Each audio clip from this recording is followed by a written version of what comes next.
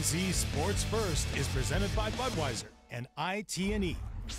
Hey, Hafa and good evening. Thanks for joining us. PNC Sports First along with you. My name is Blake Watson.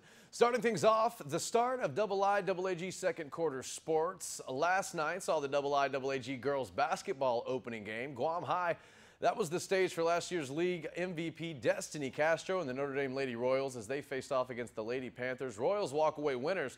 Castro, she turns in 24 points in 18 minutes. 58-39 was the final from last night's game. Action will continue tonight with everyone else playing in their opening game. Here we got a little preview of tonight's festivities. Sanchez will be going to GW to face the Teads High Lady Titans. That game tips off at 5:30. The Red Hot St. John Lady Knights, they will face the St. Paul Lady Christian Warriors at St. Paul. JFK and Ukudu. Now this is a good match. Ukudu runners-up last year. They lost senior Felicia Borja, one of their best players. She will not be returning as she has graduated. JFK, meanwhile, they got third last year. They lost senior and national team post Allison Bowman. Both teams, by the way, Ukudu and JFK, the only two teams last season to beat Academy. Speaking of Academy, they will face off against the Guam High Lady Panthers. Britt Bailey had a game last night. She's a sophomore over at Guam High. 16 points, 12 rebounds for the double-double.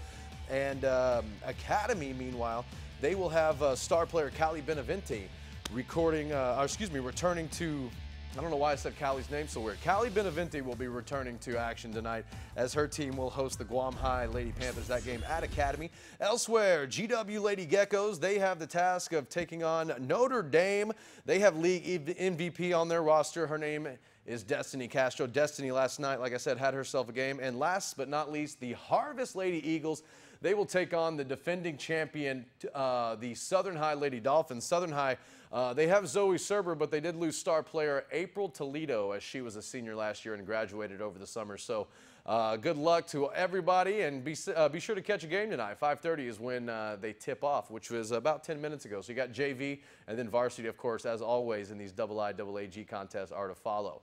On to the last day of the regular season, what is being branded as Decision Day in the MLS, Major League Soccer. It had Sporting KC in a win-and-in situation. They had to get through the defending champs, though. That's the LA Galaxy, and AJ, let's go to Kansas City. Picking up in the 36th minute, no score. Sporting KC on the attack with a throw in. Abdul Salam there to head it in. LA's Gonzalez trying to clear it, heads it out to Chance Myers, who shoots. It's blocked, but Ellis there to put it back in. Count the goal. KC up 1-0. That's a nice celebration there. Next minute now, Dos Santos with some room. Dribbling, finds a gap in the defense. He gets it through past that splits the defenders, and on the other side, Robbie Kane, the Irishman. Kane doing what he does. Goal.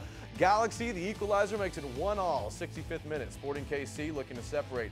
Fallhaber working through the defense, gets the pass through. Dwyer on, he shoots, he scores. Dom Dwyer, brilliant goal, and the roundhouse backflip to go with it. KC, they clinched their 5th consecutive playoff spot with a 2-1 victory against the LA Galaxy. Sporting KC is the 6th and final playoff team in the Western Conference, and they will travel to face Portland later this week in a one-game playoff for a spot in the conference semifinals.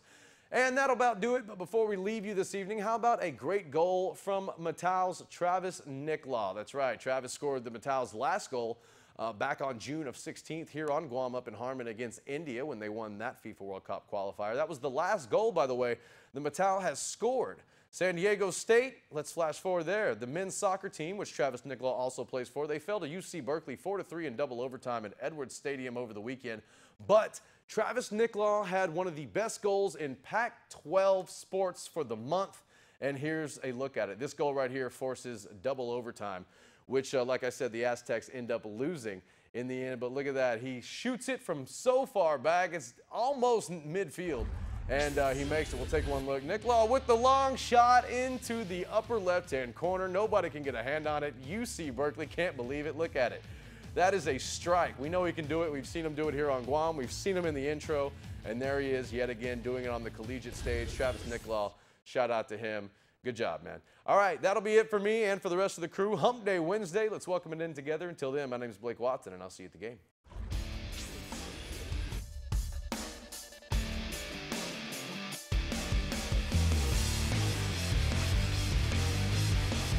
PNC Sports First is presented by Budweiser and IT&E.